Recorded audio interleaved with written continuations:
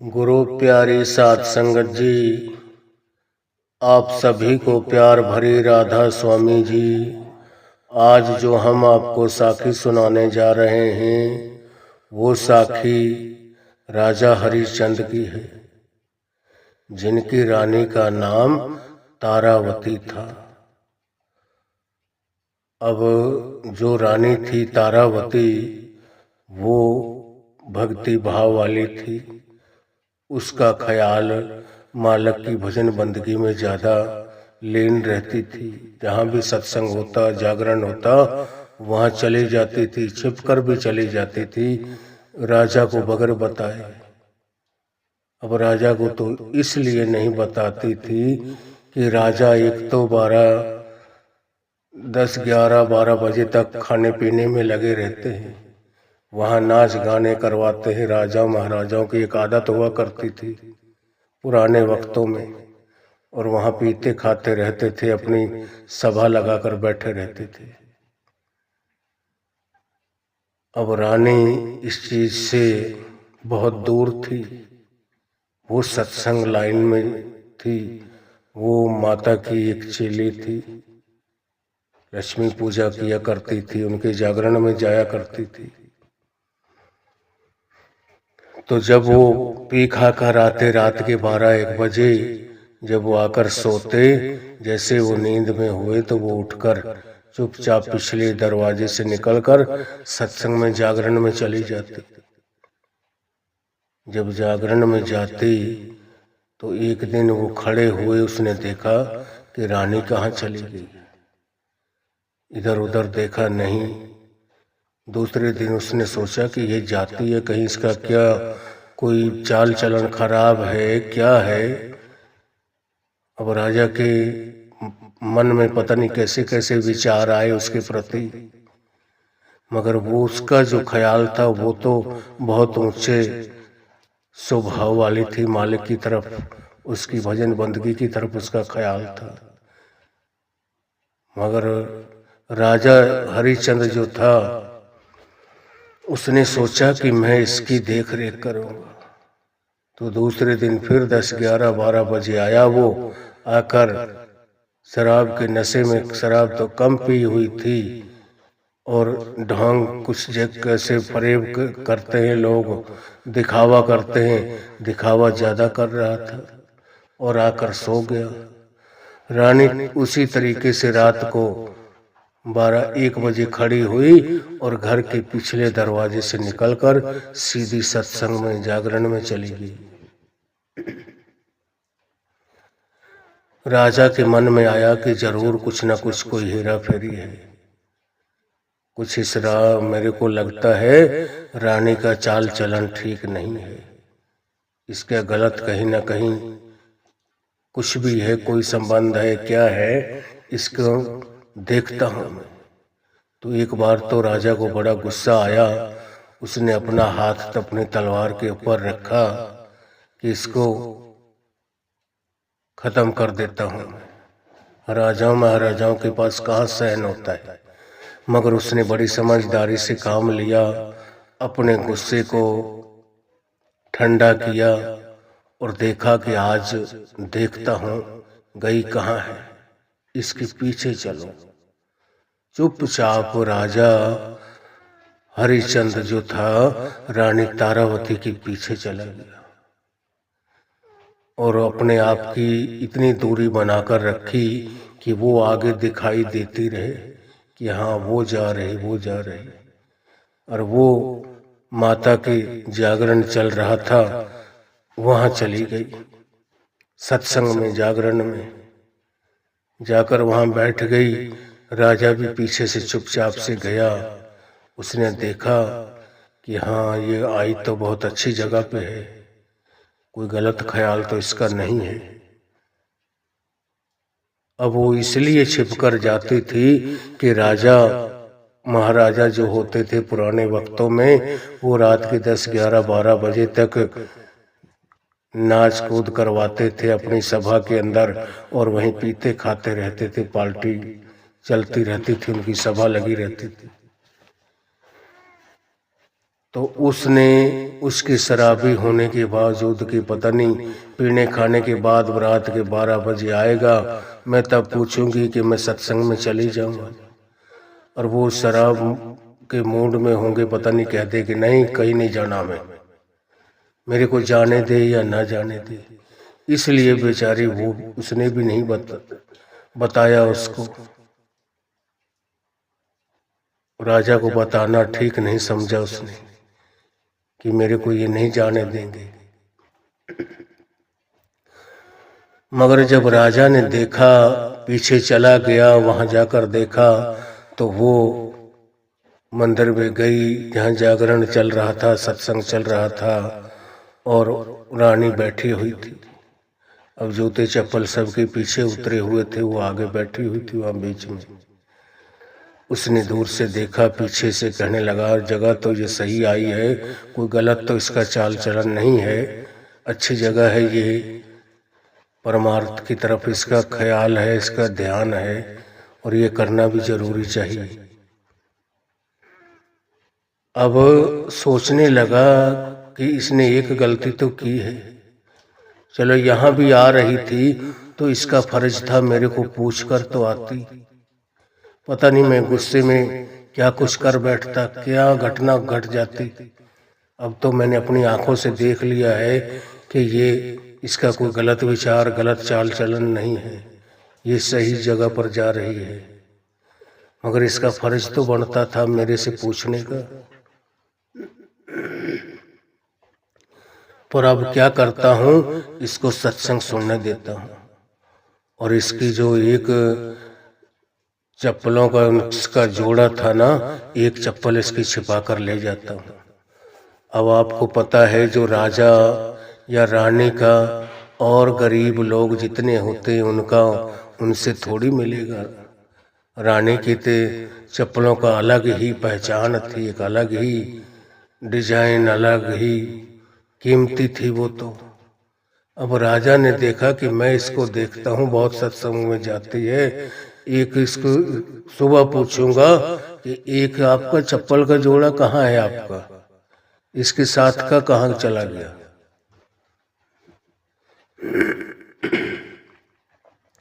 तो एक चप्पल को वो राजा हरिश्चंद्र अपने घर लेकर चला गया चुपचाप, और अपने मन में सोचने लगा कि इसको सुबह पूछूंगा कि इसका एक चप्पल आपकी दिखाई दे रही है, दूसरी कहाँ है, इसको मैं छिपा कर रख दूंगा कहीं ताले के नीचे, इसको पता ही नहीं चलेगा।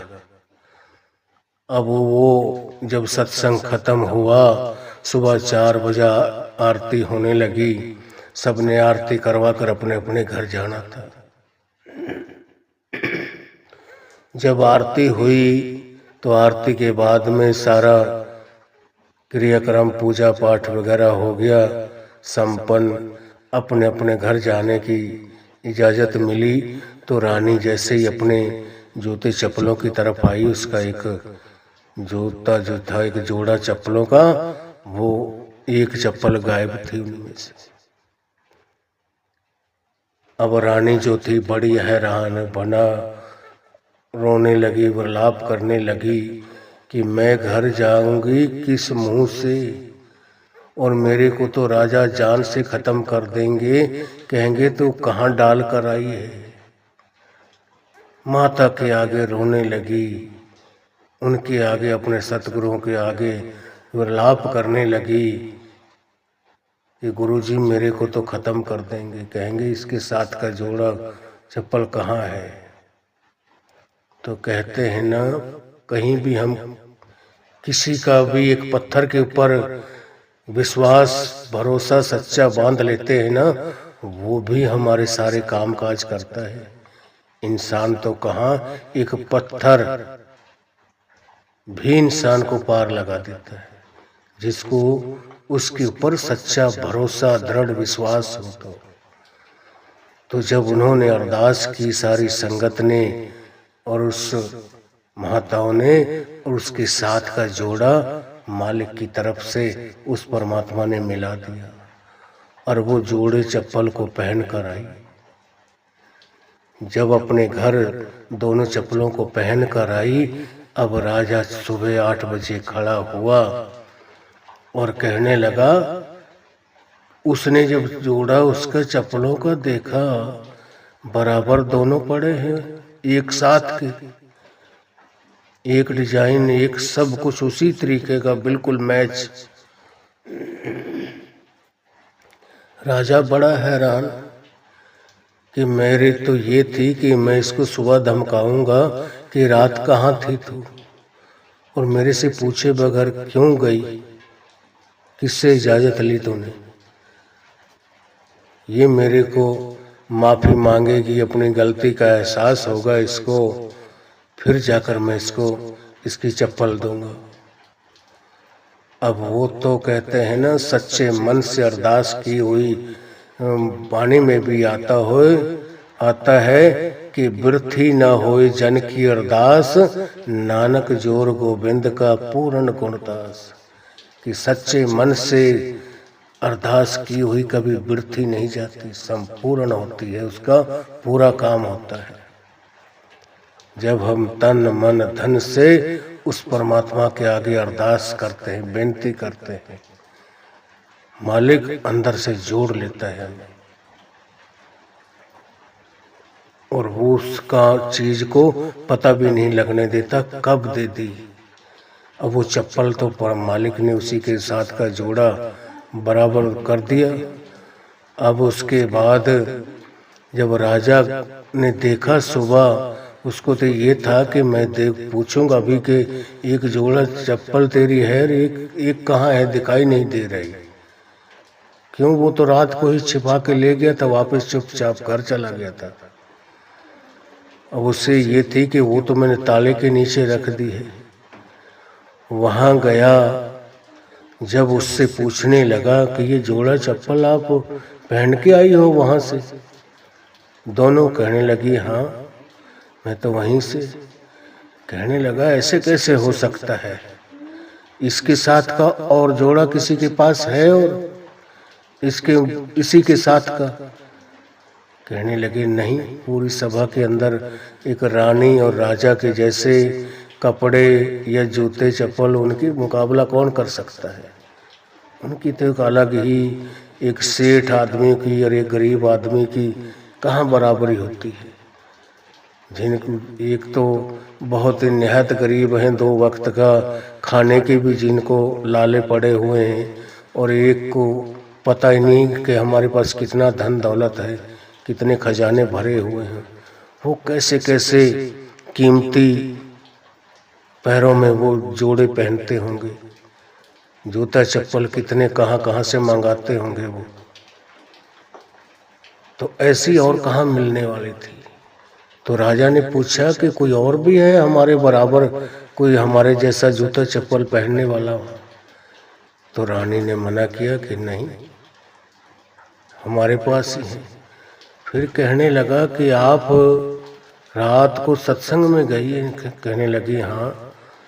तो राजा कहने लगा मैं गया हूँ आपके पीछे ताश निकालने के लिए कि कहाँ जाती है ये, मैं आज खत्म करता अगर उस जगह पे ना होती तो आप, और मैं आपकी एक चप्पल लाया हूँ उठा के कि मैं ये सुबह पूछूंगा इससे कहाँ से लाती है, ये क्या करती है। अब उसका तो जोड़ा मालिक ने रात ही बराबर कर दिया था, और जो छिपा के लाया उसने ताला खोला तो उसी के साथ की चप्पल उसने निकाल के लाया। कहने लगा इसके साथ की तो ये है, और उसी के साथ की बिल्कुल मालिक ने वहां जोड़ा मंगवा दिया, वो बराबर जोड़ा कर दिया। तब से वो भी राजा हरिचंद भी उस माता को, उसके गुरु को मानने लग गया कि वास्तविक में ही यह कोई आम इंसान नहीं है, कुल मालिक है, परमात्मा है। यहाँ सब कुछ मिलता है, हर चीज मिलती है यहाँ, जो भी जिसके पास कमी नजर आती है। और उसके बाद में धीरे धीरे वो भी भजन बंदगी में लग गया, और उसने भी पीना खाना छोड़ दिया। और वो भी इतना दयालु बन गया, इतना मालिक की भजन बंदगी करने लगा कि जो भी साधु संत आते उनको मुंह मांगा इनाम देते। जो भी महात्मा आते उनको जो कुछ उन्होंने मांग लिया वो ही देते थे। कितना उसके घर पे कोई कीमती से कीमती कोई चीज होती थी, कितना उन्होंने धन दौलत की बेनती की उससे जितना मांगा मुंह मांगा इनाम देता था उसको। मगर इतना सत्यवान, इतना उसका नाम, इतनी चर्चा चल गई हद से ज्यादा कि यह तो काम एक परमात्मा ही कर सकता है, आम इंसान के बस की नहीं है। जो भी इससे मांगे, राजा हरिश्चंद्र का ऐसा एक नाम दुनिया के अंदर चर्चा चल गई, उसका नाम हो गया कि राजा हरिश्चंद्र जैसा कोई दुनिया में ना हुआ है ना होगा। क्यों?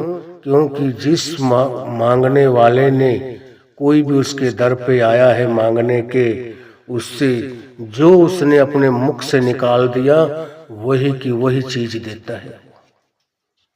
कभी भी उससे ये नहीं कहा कि मैं नहीं दूंगा, मेरे पास है नहीं। चाहे उसके घर पे वो चीज ना हो, कहीं से कहीं तक उसको मंगवा कर देनी पड़े, उसको वही चीज देता है लाकर। अब यही चीज काफी दिन चलती रही। मालिक ने देखा ऊपर से, इंद्र महाराज ने, कि यह तो इतना बड़ा धनवान हो गया है, इतना बड़ा इसका नाम चल गया है, ये तो एक ना एक दिन परमात्मा ही या हमारा सिंहासन भी लेने वाला है। जब उसका सिंहासन भी हिल गया, महतलोक पर सारी दुनिया राजा हरिश्चंद्र के नाम के जयकारे लगाने लगे, उसका नाम की चर्चा होने लगी।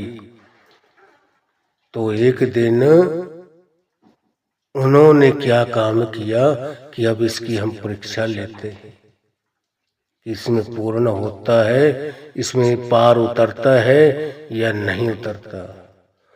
और उन्होंने 5-7 साधुओं का भेष धारण किया।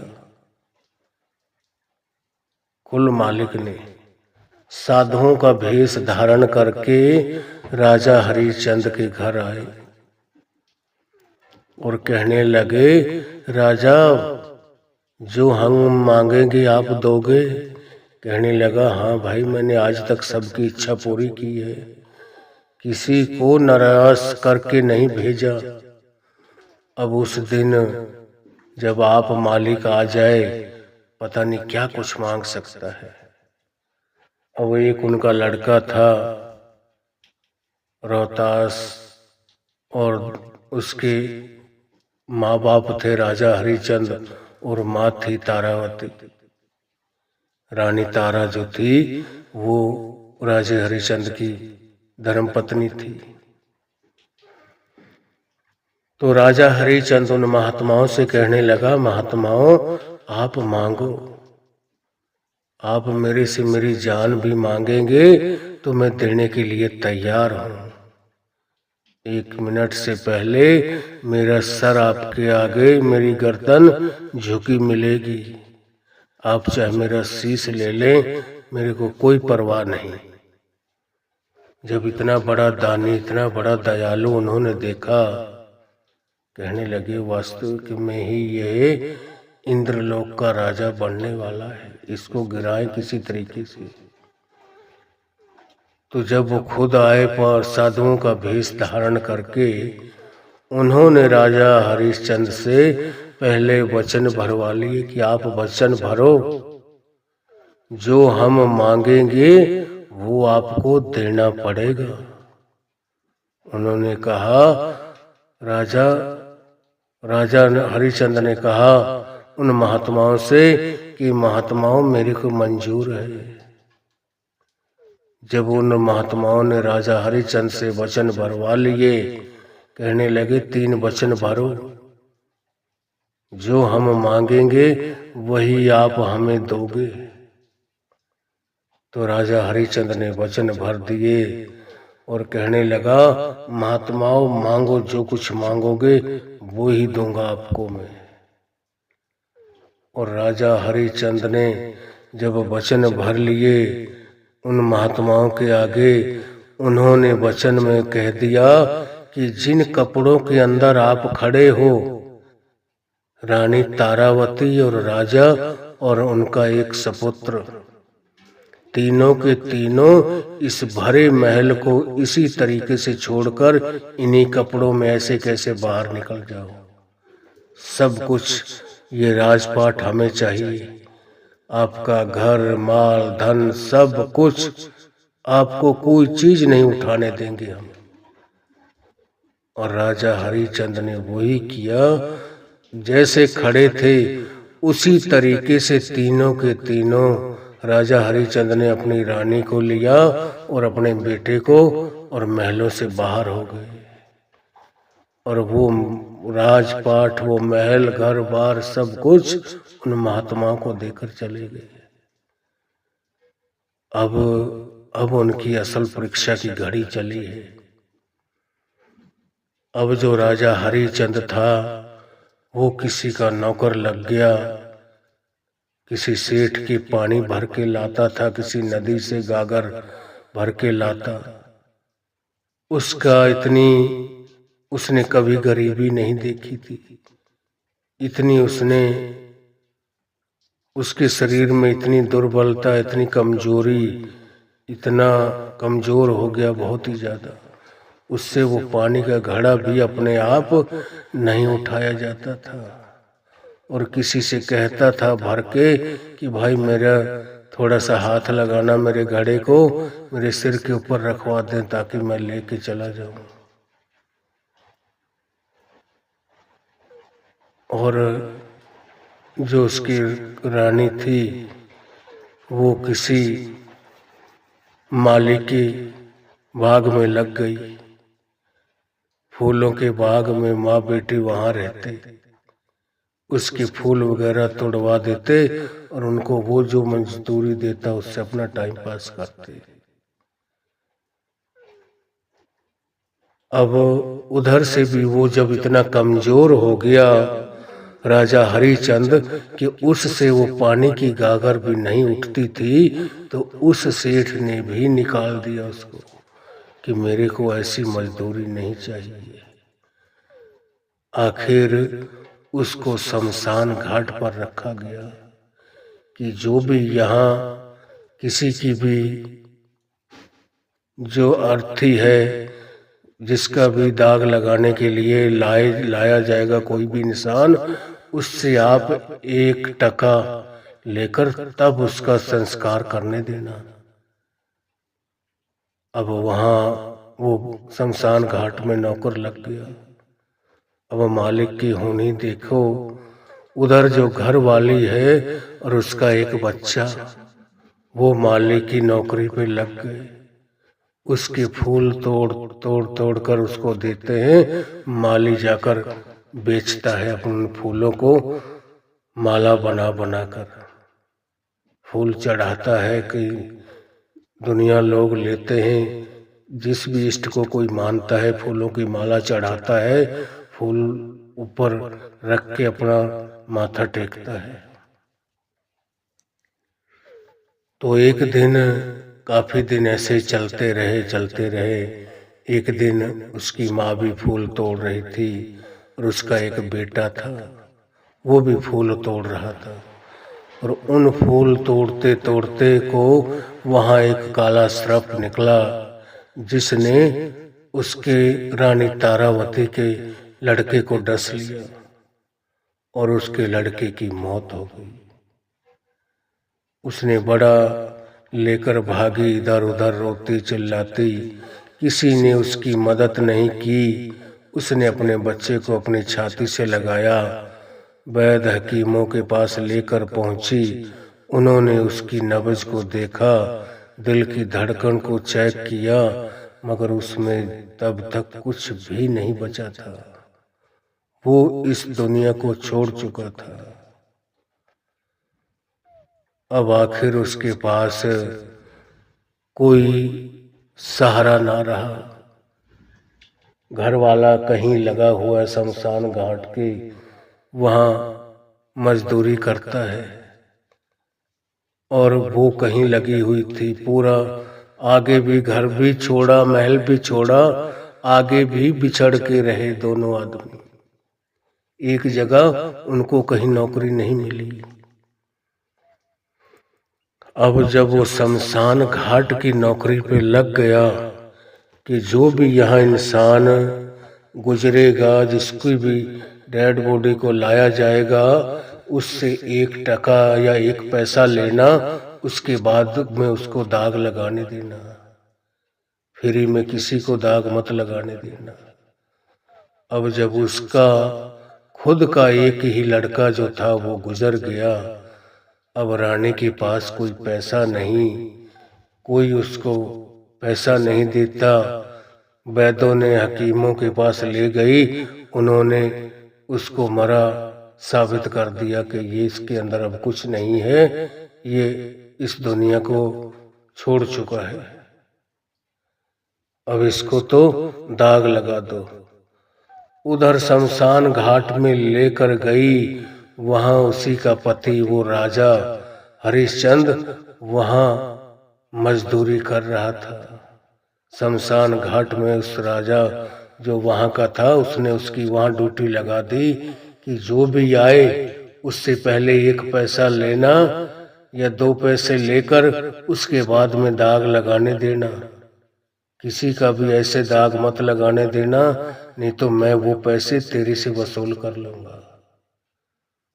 अब उसी का लड़का की जब मौत हो गई और उसकी घरवाली रानी तारा अपने ही लड़के को लेकर आई और रोती बिलखती रही, कहती रही, इस मेरे बच्चे का आप दाह संस्कार कर दीजिए। कहने लगा, पहले जो यहाँ का नियम बना है राजा का, मैं भी एक नौकर आदमी हूँ, मैं अपने घर से कहाँ से लाकर दूंगा, मैं कहाँ से चुकाऊंगा पैसे जी। मेरे को पहले 2 पैसे दो। 1 टका होता था, टके चलते थे, 1 पैसा 2 पैसे, 1 टका लेकर उसके बाद में उसको दाग लगाने देती। अब उस बेचारे के पास पैसा नहीं, गांव में गई, कई जगह गई, अपने बच्चे को, उस मरे हुए लड़के को वहीं शमशान भूमि में छोड़ दिया और लोगों के पास हाथ फैला फैला कर रो रो कर मांगने लगी कि भाई मेरे बच्चे की मौत हो गई है और मैंने उसका दाह संस्कार करवाना है। और वहां का जो शमशान घाट के अंदर जो नौकर है वो फ्री में करता नहीं, पहले कहता है 1-2 टके लगेंगे, 1 टका भी हो फिर भी मैं करवा दूंगा, और नहीं तो यहाँ नहीं होगा, आप कहीं भी ले जाओ। अब मेरे पास पैसा नहीं है, मैं कहाँ जाऊं। उसको कहीं से भी पैसा नहीं मिला। रानी तारावती ने बड़ी कोशिश की, बड़ा वर्लाप किया। आप सोचते हो कि जिसका इकलौता बेटा, जिसके सहारे से वो अपने दिन गुजार रही हो, अपनी जिंदगी को काट रही हो, वो सहारा ही चला जाए, उसके ऊपर क्या गुजरती है यह आप समझ सकते हो। अब उसका एक वही सहारा था, पति भी उससे दूर था, वो भी नियम का बंधा हुआ था कि जब तक 1 टका नहीं लाकर दोगे मेरे को, मैं इसका दाह संस्कार नहीं करने दूंगा। या अगर किसी के पास पैसा नहीं है तो राजा ने कहा था जो लेकर आए उसका भी सर कलम कर देना, फिर दोनों का आप 1 टके के बदले उसका भी सर कलम करके फिर आप दोनों को फ्री में उनको लकड़ियां दे देना, उनका दाह संस्कार कर देना। जब उसी के अपने लड़के का उसकी मौत हो गई और उसके घर वाली तारा रानी लोगों से मांगती घूम रही है, फिर रही है, रोती बिलखती घूम रही थी, मगर किसी ने एक पैसा नहीं दिया उसके लड़के को दाग लगाने के लिए। आखिर ऐसे ही खाली हाथ शमशान घाट में आ गई और अपने ही पति के आगे बड़ा विलाप किया, बड़ी रोई, मगर वो भी नियम का इतना बंधा हुआ था, कहने लगा नहीं, मैं नहीं कर सकता, जब तक आप एक टका लाकर नहीं दोगी तब तक मैं दाह संस्कार नहीं करूंगा। अगर आपके पास नहीं है तो मैं आपका भी सर कलम कर देता हूं और दोनों को इकट्ठा मैं दाह संस्कार कर दूंगा। 1 टके के बदले आपका भी सर कलम करता हूं, फिर मैं दोनों का कर दूंगा, फिर कोई पैसा नहीं लगेगा आपका। तो इस बात के ऊपर रानी तारावती राजी हो गई, कहने लगी कि लो महाराज, आप मेरा भी सिर कलम कर दो, मेरे को भी खत्म करो और मेरे लड़के को हम दोनों माँ बेटों का एक ही जगह दाह संस्कार कर देना। अब यह राजा हरिश्चंद्र की बहुत बड़ी परीक्षा थी। जैसे ही रानी तारावती झुककर अपनी गर्दन उसके आगे, जैसे एक बलि का बकरा गर्दन झुकाकर खड़ा हो जाता है ना, इस तरीके से वो नीचे झुक गई, अपनी गर्दन उनके आगे की, जैसे उसने अपनी तलवार को ऊपर सर के ऊपर ले गया और नीचे तलवार उसकी गर्दन की तरफ मारने की कोशिश की, तो मालिक ने उसका हाथ वहीं थाम लिया। वो जो शक्ति है, वो ताकत है कि आप अपनी भक्ति में पास हो गए, आप अपनी परीक्षा में पास हो गए हो। परमात्मा तो देख रहा था, इसीलिए उनका नाम आज तक भी इतिहासों में, किताबों में बहुत चल रहा है कि राजा हरिश्चंद्र जैसा कोई राजा नहीं होगा। इतना धर्मात्मा और इतने उसने दुख कष्ट सहन करने के बावजूद भी वो अपने धर्म पर अडिग रहा।